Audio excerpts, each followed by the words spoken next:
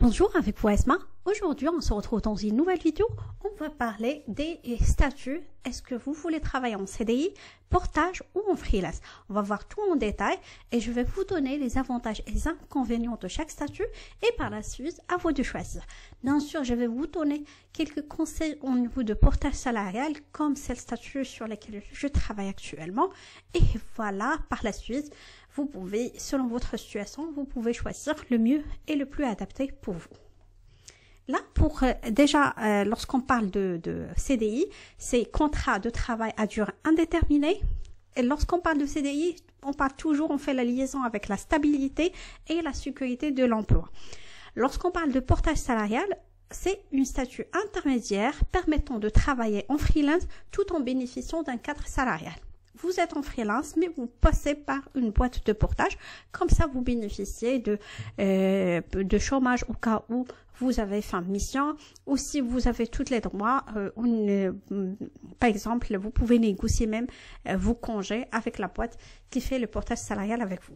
Et troisième statut, c'est le freelance, travailler de manière indépendante, sans lien de subordination avec un employeur. C'est tout simplement, vous arrivez à négocier une mission et vous travaillez indépendamment de la boîte et c'est vous qui facturez à la société. Voilà. Les avantages de CDI, on peut dire c'est la sécurité de l'emploi, couverture sociale complète, possibilité d'évolution de carrière. L'inconvénient, c'est moins de flexibilité, difficulté de changer d'employeur et possibilité de licenciement. On dit toujours, il y a en CDI, s'il y a la stabilité, mais s'il y a un plan de licenciement, comme le cas maintenant qu'on voit sur pas mal de boîtes ici en France, et là, même si vous êtes en CDI, ce que vous pouvez, c'est bien sûr, vous allez avoir tout ce que vous méritez, vos droits, tout ce que vous pouvez avoir. Mais bien sûr, ils ont le droit de vous licencier suite, par exemple, pour des raisons économiques, bien sûr. Et voilà. On dit, pour les avantages, ça se peut que lorsque vous allez commencer en tant que junior, vous allez évoluer avec la boîte, et vous allez avoir des augmentations de salaire. Lorsqu'on passe en portage salarial ou en freelance, c'est plutôt, voilà, on est pour cette mission. Et voilà, tant que le projet est là, on est là. Et voilà, on compte pas faire une évolution vers un autre poste parce qu'on n'est pas en CDI, on n'est pas en interne chez la boîte. Mais quand même, voilà, parmi les avantages et les inconvénients de chacun. Pour l'avantage et l'inconvénient du portage, l'avantage c'est la flexibilité, l'indépendance, la protection sociale, possibilité de changer de client.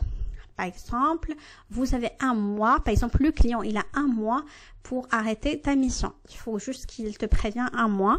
Et par la suite, toi aussi, tu as la même chose. Au cas où tu as trouvé une mission avec une très bonne TGM, TGM pour l'abréviation de tarif journalier, tu as aussi la possibilité de quitter ce client. Mais en principe, quand on passe par une boîte de portage, on préfère laisser une marge le temps qu'on fait la passation au nouvel arrivant et par la suite, on passe à l'autre mission. Voilà. L'inconvénient, c'est le coût de gestion, la dépendance à l'entreprise de portage et la complexité administrative. La complexité administrative, je peux vous dire, ça c'est un inconvénient. Si vraiment c'est votre boîte de portage, il vous demande trop de documentation, de factures. Mais si c'est votre boîte, elle est nickel, ça c'est pas un inconvénient, c'est eux qui s'occupent de tout ce qui est administratif. Le coût de gestion, c'est négociable. Lorsque vous voulez passer en portage, il faut bien négocier le coût de gestion, vérifier. Il y a des boîtes qui vont te dire 5%, 7%, 10%. Il faut négocier, il faut vérifier tout ça avant de valider avec la boîte.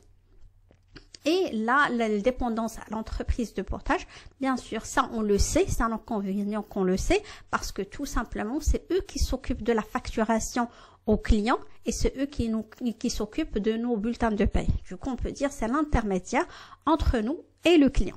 Bien sûr, je peux vous dire aussi parmi les avantages de portage, de boîte de portage, parce que là, si vous passez en freelance, vous avez la possibilité d'avoir votre facture qu'après 60 jours. Parce que vous êtes un professionnel et la boîte, c'est un professionnel. Entre les professionnels, ça peut aller pour la facturation jusqu'aux 60 jours. Et du coup, si vous voulez passer en freelance, le mieux d'anticiper une trésorerie. Comme ça, vous pouvez se permettre de travailler, d'attendre 60 jours avant d'avoir votre facture. Par exemple, ici en portage, le client, il va envoyer, par exemple, il va payer la facture à 60 jours, mais la boîte de portage, il va vous avancer votre salaire, surtout le premier, il va l'avancer pour vous à la fin du mois. À la fin du mois, vous allez trouver que vous avez un salaire. Voilà, c'est que eux, ils garantissent que vous aurez un salaire, même s'ils n'ont pas encore reçu le paiement de la facture auprès de clients. Mais bien sûr, là, on travaille avec des grandes structures, on sait que le client il va payer, mais c'est juste il faut attendre les 60 jours. Voilà. Maintenant, on parle de freelance. L'avantage, c'est la liberté, indépendance, opportunités variées, possibilité de fixer ses tarifs. Ça, si on parle, parce qu'il y a deux modes de freelance, parfois tu travailles juste un sujet et tu vas choisir, par exemple, tu vas dire, voilà, je serai payé pour ce samedi, je ferai un travail, je vais coder, je vais faire, je sais pas, selon qu'est-ce que vous faites en IT, par exemple. Et là, je demande 500 €. Ça, on peut dire, vous fixez votre tarif. Et aussi, vous pouvez fixer votre TGM si vous êtes chez un client. Mais pour l'indépendance, on peut dire, c'est juste, si vous pouvez trouver une autre mission, vous avez à peu près un mois et tu peux quitter. Quand même, il faut respecter un minimum pour ne pas laisser la boîte sans passation. Et parce que ça se peut que tu retravailles à nouveau avec le même client. Mais pour la liberté et l'indépendance, on peut dire si tu travailles dans une grande boîte, si tu viens sur site ou même tu travailles en télétravail, tu as des réunions, c'est quand même tu es engagé à respecter par exemple de 9h à 17h parce que quand même tu es engagé sur un projet. Et s'il y a des projets, il y a des réunions, des coprojets, des présentations, tu dois participer à ces réunions. Et dans ce cas, on peut dire c'est comme une personne qui est en CDI, comme une personne qui est en portage, comme une personne sous son freelance. Pour un point d'information, moi je parle des cas où on parle des freelances ou des portages au CDI dans le domaine de IT, par exemple les test managers, les testeurs, les développeurs, les product owners, les business analysts, tout ça, voilà. Il y a d'autres domaines, je ne sais pas comment ça se passe au niveau de freelance, parce que ça se peut que, par exemple, pour un designer, il va juste vérifier avec toi, il va te dire, voilà, qu'est-ce que tu veux que je fais comme design, il va te dire en 2-3 jours, voilà, je peux te filer ça. Ça, on peut parler de l'indépendance. Et même nous en informatique, on peut avoir ça en parallèle avec notre travail. On peut faire des sujets, par exemple la participation sur des séminaires, de faire des présentations, ainsi. Mais là, on peut dire ça c'est pas récurrent, c'est pas quelque chose sur lequel tu peux te baser pour avoir par exemple ton salaire mensuel, mais si tu veux être un freelance en IT, c'est comme tu vas devenir par exemple un Scrum Master, un Product Owner, un testeur, un développeur en full time avec la boîte. Et voilà, tu as une TGM, par exemple 500 €, 700 € selon vos compétences, selon votre expérience et bien sûr selon ce que tu as négocié avec la boîte. Voilà, l'inconvénient c'est l'instabilité des revenus et c'est là on parle beaucoup vous allez entendre entre les freelancers, on parle de trésorerie parce qu'il faut anticiper le jour où tu n'auras pas de mission. Il faut avoir quand même un minimum le temps que tu trouves une autre mission. Voilà, parce que tu as 30 jours, ça se peut que le client, pour X raison, va te dire, voilà, la fin d'année, on va pas renouveler la mission avec toi, on n'a pas le budget, et même si tu es compétent et tout, parfois ça dépend pas de toi, ça dépend du projet, fin de projet, parfois il y a une question, carrément une refonte et ils vont revoir les projets qui sont en cours, et dans ce cas, il faut attendre. Et pour cela, il faut prévoir des revenus à l'avance, par exemple de préparer une trésorerie comme ça lorsqu'il y a une instabilité. Le mois où il n'y a par exemple vous n'avez pas de mission, vous pouvez anticiper par exemple vos vacances. Pas de couverture sociale, c'est à vous de faire, de payer votre mutuelle et la gestion administrative complexe. Comme je l'ai dit, si vous êtes en freelance, vous êtes un professionnel, c'est à vous d'envoyer les factures à la boîte et c'est à vous d'attendre les 60 jours avant de te facturer. Et voilà, c'est toi qui vas gérer toute la partie administrative et tu dois être capable de le faire. Et bien sûr, il y a des statuts que tu peux le faire au premier temps, par exemple auto-entrepreneur, mais à certains chiffres d'affaires, tu peux pas rester en cette statut parce que tu vas dire que normalement en auto-entrepreneur, tu ne dois pas dépasser 72 cas. Mais si tu es en freelance avec une boîte IT, sûrement tu vas dépasser les 72 cas. Et c'est pour cela, on peut dire, auto-entrepreneur, c'est pas intéressant pour toi. Si tu veux passer en freelance, il faut voir d'autres statuts d'entreprise.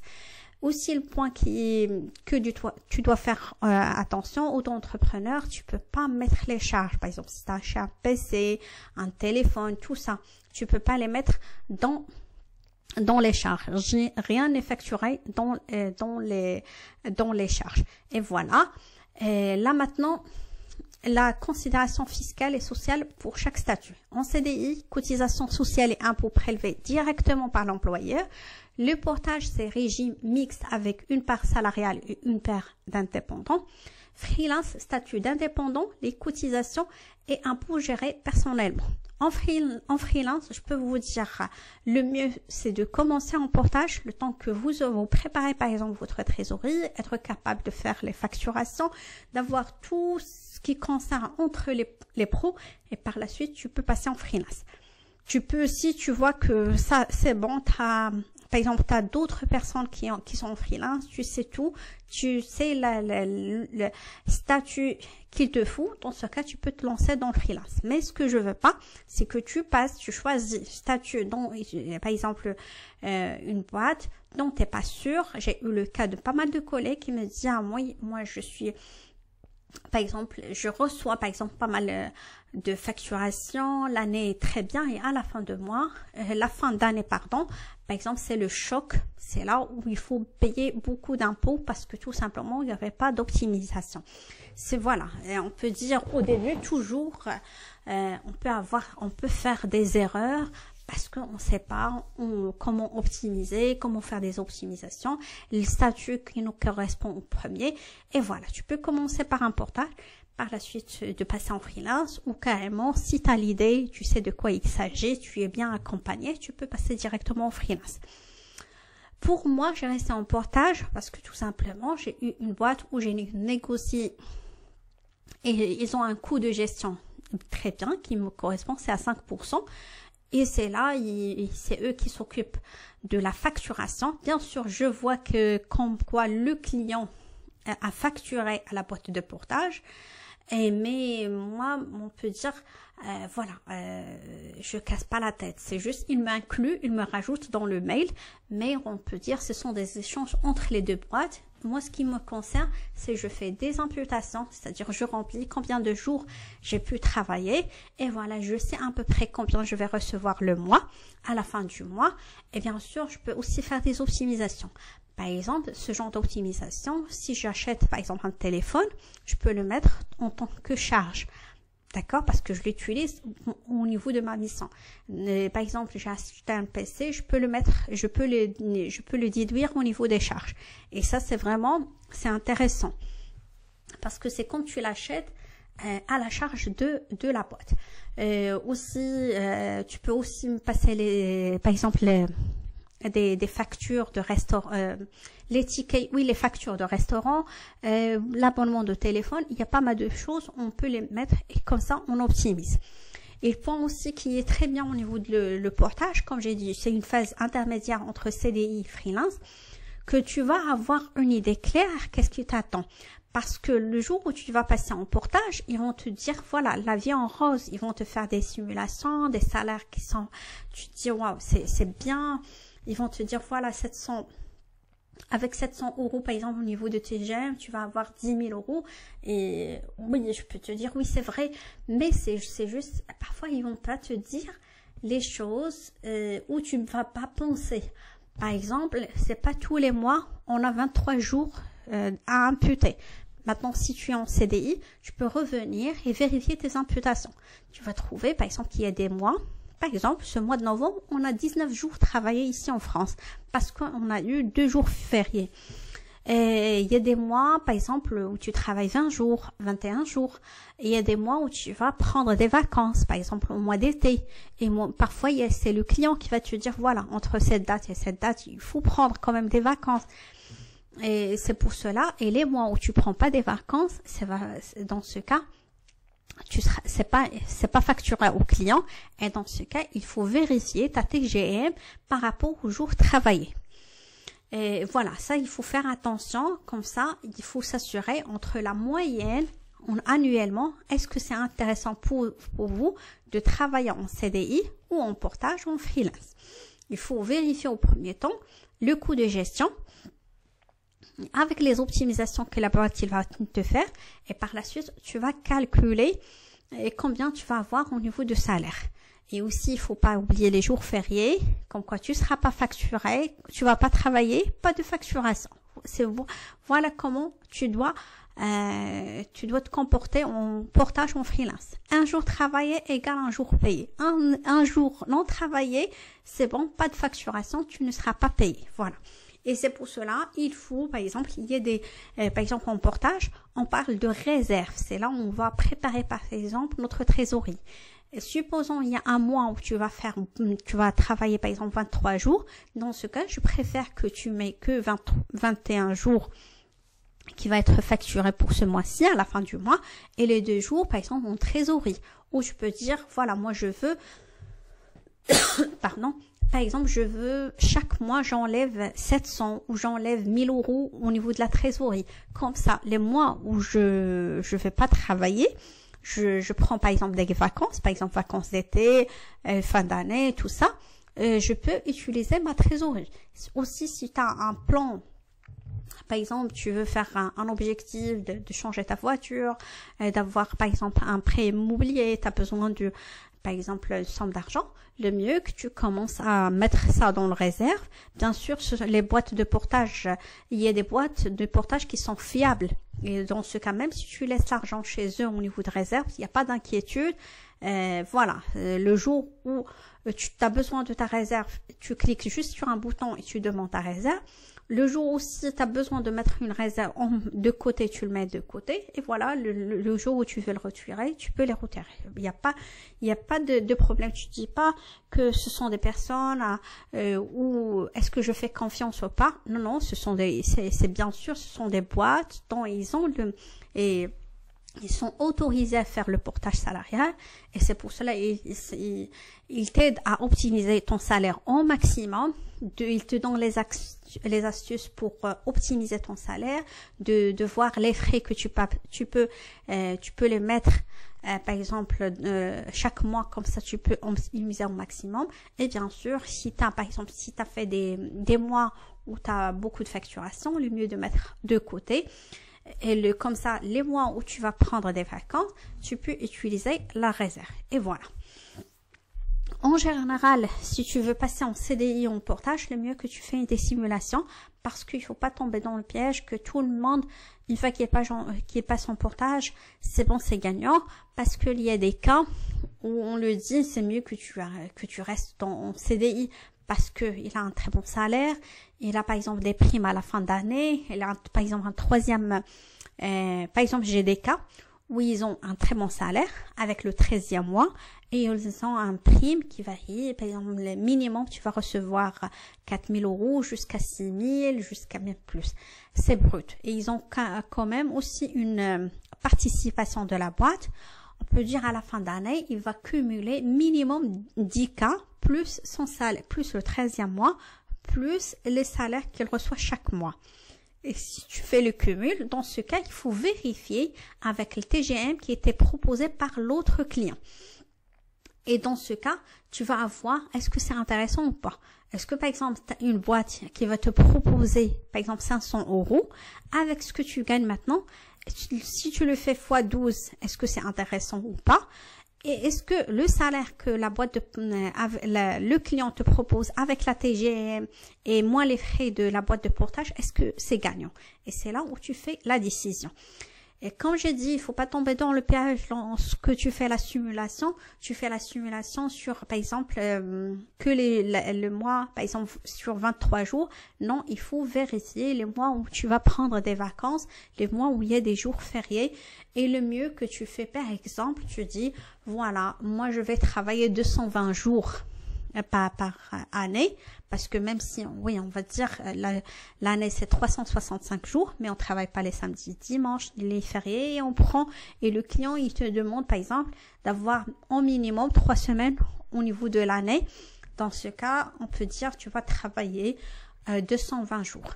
Dans ce cas, tu peux mettre, par exemple, TGM, fois 220 jours, tu vérifies, ça va être combien. On peut le dire, tu vas les diviser sur 2 et tu la divises sur 12 pour avoir comme un salaire mensuel. Et voilà, comme ça, tu vas dire combien tu vas gagner. Mais là, pour les personnes qui vont me dire, moi, je veux des simulations, je vais te dire, ça dépend de comment tu vas arriver à optimiser ton salaire. Parce que je peux te donner des cas qui vont gagner, qui vont avoir les mêmes jours de travailler, le même TGM, mais chacun il va recevoir un salaire différent parce que c'est juste chacun il va optimiser son salaire comme il souhaite. Il y a des personnes qui vont profiter, ils vont acheter des PC, des téléphones, ils vont mettre par exemple ils profitent d'aller par exemple avec sa famille au resto, il va le mettre par exemple comme facture, comme quoi il a invité le client au restaurant. Et voilà, il va faire il va optimiser de telle manière qu'il va mettre beaucoup au niveau des charges. Comme ça, il va optimiser. Une autre personne, il va rien optimiser, il va mettre tout, c'est juste ce qu'il a travaillé et voilà. Il y a une autre personne aussi qui va arriver à optimiser à 50%, dans ce qu'on peut dire. Mais en général, supposons tu as par exemple 500 euros, on peut dire tu vas gagner à peu près 5000 euros. Dans la majorité des cas, ça va être plus. Mais c'est juste on donne une moyenne pour les personnes qui vont pas arriver à optimiser. Parce que avec 500 euros, tu peux même aller, par exemple, à 5800 et même plus. Mais voilà, en général, voilà, tu peux dire avec 500 euros, on peut dire c'est voilà, tu vas le faire, c'est voilà, c'est presque fois 20 jours, c'est 10 000 euros. Mais on peut dire entre les charges et tout, c'est 46% qui va te laisser à peu près 5400, 5600. C'est pour cela que tu dois faire déjà une première simulation. Il y en a pas mal de simulateurs. Pour chaque boîte de portage, il y a un simulateur. Tu fais la simulation et dans ce cas, tu compares avec ton CDI. Est-ce que, supposons, moi je vais te dire 5400 chaque mois, est-ce que c'est intéressant? Dans ce cas, tu vas vérifier. Supposons maintenant, tu es avec 64K et à peu près, tu vas gagner dans les 4000 euros. Ça, c'est pas sûr parce que ça dépend, comme j'ai dit, c'est votre taux d'imposition. Est-ce que c'est à 0 ou tu es imposé au maximum? Ça dépend, est-ce que tu es célibataire ou tu as des enfants. Pour les gens qui habitent pas en France, les taux d'imposition, ça diffère. Par exemple, pour le cas où quelqu'un qui est célibataire, il va être imposé au maximum. Pour les gens qui ont un enfant, on peut dire c'est oui aussi, on est imposé. Et pour les gens qui ont à peu près 3 enfants, la majorité, genre, ils m'ont dit qu'ils sont à 0%. La majorité de mes collègues qui ont 3 enfants et sa femme ne travaille pas. C'est dans tous les cas, ils ont un taux d'imposition à 0. Et voilà, le taux d'imposition, c'est combien ils vont te prélever par mois. Et par la suite, si tu as 60K comme salaire, et par exemple, tu as un taux de d'imposition à 0, on peut dire tu as à peu près 4000 euros. Est-ce que c'est avec 4000 euros, tu préfères rester en CDI? Est-ce que tu préfères quand même passer en portage avec les 5400? Est-ce que, à part les 4000 euros mensuels, est-ce que par exemple, tu as le 3e mois? Est-ce que par exemple, tu as un prime de participation de ta boîte? Dans ce cas, il faut calculer ça, le diviser sur 12. Si ça dépasse les 1400, parce que la différence maintenant entre le portage et CDI, on a dit 1400. Est-ce que dans ce cas, est-ce que tu vas rester en CDI en gardant l'ancienneté, la possibilité de passer en évolution avec la boîte, ou quand même tu vas passer en portage? Voilà, il y a pas mal de critères. C'est à toi de choisir le mieux pour toi. Est-ce que de rester en CDI ou de rester en portage? Bien sûr, c'est là où il faut faire attention. Si par exemple un TGM dans le CDI, on peut dire que tu vas toucher à peu près le même salaire que le CDI et tu veux quand même choisir le portage, dans ce cas, je te conseille de quand même de négocier, d'arriver à négocier très bien ta TGM, parce que TGM, c'est tout simplement, il dépend des clients. Il y a des clients qui peuvent te dire, pour des départements, ils payent très bien les prestations et sur d'autres, non. Il y a des clients qu'on le sait, par exemple, dans les secteurs bancaires, monétiques et tout ça, ça se passe très bien. Il y a des très bons TGM. Voilà, ça dépend. C'est pas juste votre expérience, c'est pas juste les années d'expérience, mais aussi ça dépend du client. Est-ce que le client, il a des très bons TGM? Ou parfois, on sait qu'il y a des clients où on va même pas postuler parce qu'on sait qu'ils n'ont pas de très bons TGM. Ça, le mieux pour toi, c'est de faire des connaissances au niveau de tout ce qui est portage, de freelance, savoir comment ça se passe. Comme ça, tu vas commencer à avoir une idée comment ça se passe au niveau du portage ou au niveau de freelance. Si tu veux passer en freelance, quel statut tu vas choisir? Et est-ce qu'il te faut par exemple un comptable pour facturer pour effectuer la facturation au client? Et comment ça se passe? Et voilà. Aussi, moi, pourquoi j'ai resté en portage? Parce que parmi les points, le client avec lequel je passe, il faut toujours passer par une grosse boîte. Il n'accepte pas, par exemple, que tu as juste ta petite boîte et tu passes directement. Il faut vraiment avec les boîtes qui sont référencées. Et c'est pour cela que j'ai choisi de passer en portage. Mais pour mon cas, actuellement, pour l'instant, ça se passe très bien avec ma boîte de portage. Comme j'ai dit, ils me prélèvent 5%. Mais voilà, je vois que c'est correct. Même si au niveau de la somme, on le voit que elle est importante, on peut dire c'est comme ils prennent par exemple un jour de ta TGM, mais quand même c'est eux qui s'occupent de toute la facturation. Ils relancent le client s'il n'a pas payé une facture, s'il y a un retard de paiement de facture, et c'est eux qui gèrent par exemple ton bulletin de paie. C'est eux qui envoient les factures au client et ils t'informent. Et voilà, et à toi juste, il te dit voilà comment tu peux optimiser ton salaire, et le reste c'est à toi de voir comment tu veux optimiser. Combien, par exemple, ils te disent carrément, ils ont un simulateur. Lorsque ils ont un simulateur en ligne, et lorsque tu commences, que tu travailles chez eux, là par la suite, il va être plus adapté à toi, parce que tu sais par exemple, tu as ton avis d'imposition, tu sais ton taux d'imposition, tu sais ta TGM qui est validée avec le client, tu sais combien de jours tu vas travailler par le mois, et dans ce cas, tu vas le simulateur, tu vas dire, voilà, ce mois-ci, tu vas gagner, par exemple, voilà, le montant X. Si toi, tu dis, moi, je veux pas, par exemple, tu vas commencer à voir combien tu vas mettre en réserve et combien tu vas recevoir. Si, par exemple, toi, tu as fixé, je veux, par exemple, tous les mois que je reçois un tel salaire, supposons tu veux 5 000 € chaque mois, voilà, tu vas commencer à ajuster et le reste, tu vas le mettre en réserve.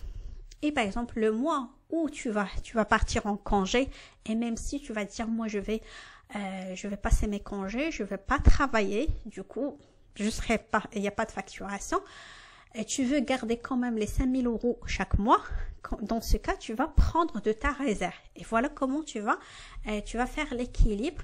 Et comme ça, tout le mois, toute l'année, tu vas glisser les mois où tu vas beaucoup travailler, tu vas enlever. Les mois où tu as moins travaillé, tu vas les mettre, tu vas retirer ça au niveau du réserve. Et voilà, tu lisses ton salaire sur l'annuel. Et voilà comment, par exemple, comment ça se passe pour la majorité des cas qui sont en portage. Et il y a des mois où tu as besoin, par exemple, tu dis, moi ce mois-ci, j'ai besoin, par exemple, je veux changer, par exemple, je vais changer quelque chose au niveau de par exemple, ma maison, mon appartement, je vais changer carrément de voiture, j'ai besoin, par exemple, d'argent. Tu peux retirer au niveau de réserve, tu vas faire ta simulation, tu sais combien, par exemple, combien tu vas avoir au niveau de salaire et comme ça tu as une idée parce que vraiment ils ont de la transparence, ils ont un simulateur, tu fais tes jours travaillés, ta réserve, par exemple ton taux d'imposition et tu sais à peu près combien tu vas avoir. Aussi ils ont même la possibilité, est-ce que tu veux les tickets resto ou où sont les tickets resto, comme ça on peut dire, il te dit est-ce que tu veux garder tous les avantages de CDI. Par exemple, ticket resto, par exemple, même si toi tu veux des primes, par exemple, fin d'année, tu peux prendre de ta réserve et tu peux le faire comme des primes. Voilà, c'est à toi de gérer ton salaire. C'est à peu près, tu es en freelance, mais quand même, tu as les avantages de CDI. Il reste juste le coût que tu donnes à cette boîte qui s'occupe de la facturation et de l'optimisation.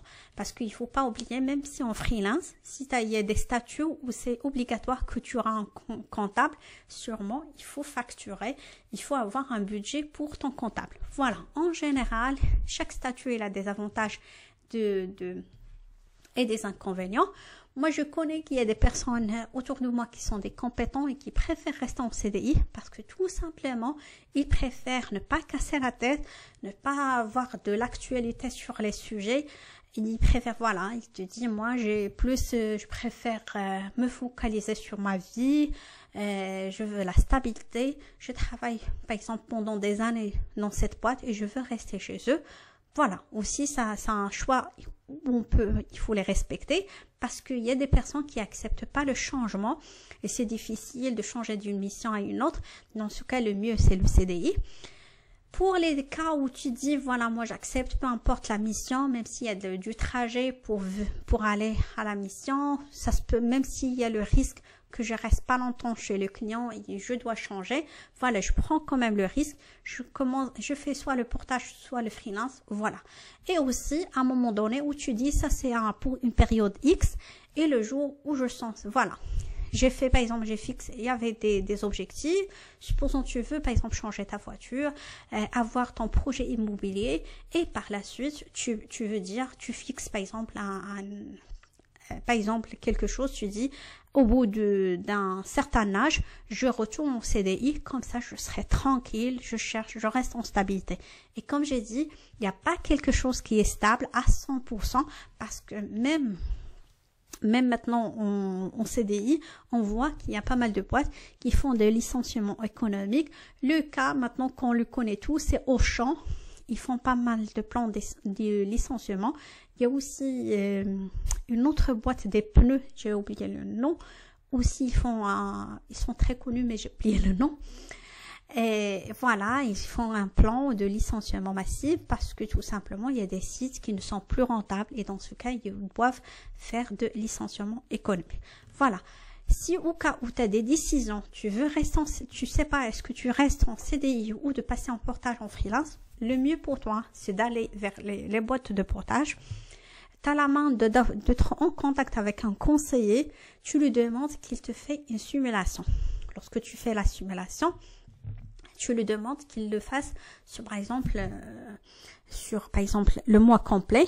Et, par exemple, pour le mois, on aura moins de jours travaillés. Le cas, par exemple, pour le mois de novembre, on avait 19 jours travaillés. Et tu vas comparer. Si, par exemple, tu arrives, tu vas dire, voilà, le mois où je vais être, voilà combien je peux avoir, tu vas faire x12, tu vérifies, et tu vas dire, le mois où je vais pas prendre de congé, est-ce que si tu vérifies que en moyenne, c'est quelque chose qui est intéressant pour toi, c'est bien. Si actuellement, tu as un très bon salaire, tu as pas mal d'avantages, dans ce cas, il faut trop réfléchir avant de choisir de changer de statut à une autre. Voilà, si tu viens de commencer, tu as vraiment un salaire moyen, le mieux que tu commences, mais tu acceptes, tu vas accepter comme quoi le jour où la mission s'arrête, que tu seras pas stressé, énervé, parce que quand même c'est un risque, on le sait, il faut s'adapter. C'est juste, il faut quand même faire un plan B. par exemple, un plan que je serai à jour, par exemple, à l'actualité du marché. Par exemple, je vais avoir une trésorerie, par exemple, juste un mois, par exemple, de côté, comme ça, ou par exemple plus, parce que le temps que je vais dire, si par exemple je trouve pas de mission, je tolère que de rester 2 ou 3 mois le temps que je trouve, par exemple, une autre mission. Voilà. C'est juste, tu fais tes propres plans et comme ça tu acceptes. Le temps que tu vas dire, voilà, moi le jour où je serai pas, par exemple, ils vont arrêter ma mission pour X raisons parfois, parce que pour des personnes, ils disent non, tant que il y a des compétences, tant que la personne est compétente, ils vont pas arrêter la mission. Mais j'ai vu des cas où la mission s'arrête pour X raisons. C'est juste parce que c'est le projet a été gelé et la personne, ils ont arrêté sa mission. Elle était compétente. Il y a des cas où juste parfois c'est juste, ça se passe mal au niveau de la boîte, la personne elle est compétente, mais c'est juste, on peut dire, il n'était pas piloté, il n'était pas bien accompagné par des personnes, et à force, il lâche, et par la suite, il va subir par la suite un arrêt de mission. Il y a pas mal de cas où tu es compétent, mais quand même, ça dépend pas que de toi, parce que parfois il y a plusieurs raisons qui dépendent que la mission va s'arrêter. Parfois c'est juste, ils vont dire, ah voilà, on a des personnes qui vont, il y a des cas où j'ai vu, ils vont dire, voilà, que quelqu'un en interne, il s'intéresse à ton poste, par la suite ils vont dire, voilà, on va pas te laisser, toi tu es externe, et quelqu'un qui n'a pas la charge, on peut le mettre sur ton poste. Et dans ce cas, voilà, ils vont arrêter ta mission parce que toi tu es externe. Et la personne interne, il va prendre ta mission. Il faut prendre ce risque quand même que la mission peut s'arrêter pour X raisons, mais quand même ici en France, il y a pas mal de missions. D'accord? Il n'y a que les missions, mais on peut dire le temps que tu cherches, tu peux dire voilà, la phase où ma mission s'arrête, je vais prévoir des vacances. Tu peux ça, si tu fixes déjà, tu dis voilà le risque que je peux avoir, tu as déjà des solutions, même le jour où ils vont arrêter ta mission, il n'y aura pas de blocage, tu sais qu'est-ce que tu vas faire. Par exemple, je pars en vacances et quand même je vais partager par exemple mon CV à mes connaissances. Par exemple, où je l'envoie aux ressources humaines, à des boîtes qui font tout ce qui est portage et qui cherchent les missions pour toi. Et dans ce cas, si par exemple, je vois que j'ai fait tout et j'arrive pas à avoir des missions, est-ce que par exemple, je fais pas le plan C, de retourner en CDI, de travailler en CDI et par la suite, en même temps, je cherche, par exemple, je dis que actuellement, c'est pas la bonne période pour se lancer en freelance ou en portage. Je reste actuellement en CDI et par la suite, je passe en portage ou en freelance. Aussi, le point qui est important, si vous voulez passer en freelance, en portage, le mieux d'avoir de l'expérience et de maîtrise à des choses que tu maîtrises parfaitement. Par exemple, et d'avoir des certifications. Je ne demande pas que tu sois un génie ou tout ça, non, rien d'avoir. C'est tout simplement tu maîtrises ton sujet. Par exemple, si tu es par exemple expert, supposons qu'on veut que tu seras expert en automatisation de tests, c'est-à-dire on va te donner un script et tu seras capable de le faire. Tu vas le mettre à jour. Si on demande un Robot Framework, c'est quand tu crées des scripts, tu vas mettre à jour des scripts. Du coup, prépare-toi à faire beaucoup de sessions avec Robot Framework. Comme ça, tu vas voir où tu vas avoir du blocage, arriver à troubleshooter, analyser. Comme ça, tu vas se forger sur tout ce qui est l'automatisation. Par exemple, quelqu'un, par exemple, qui veut passer, par exemple, en tout ce qui est qui maîtrise Jira, il soit capable qu'est-ce qu'on fait avec Jira? Est-ce que, par exemple, je vais travailler en tant que Product Owner? Comment je vais créer les user stories?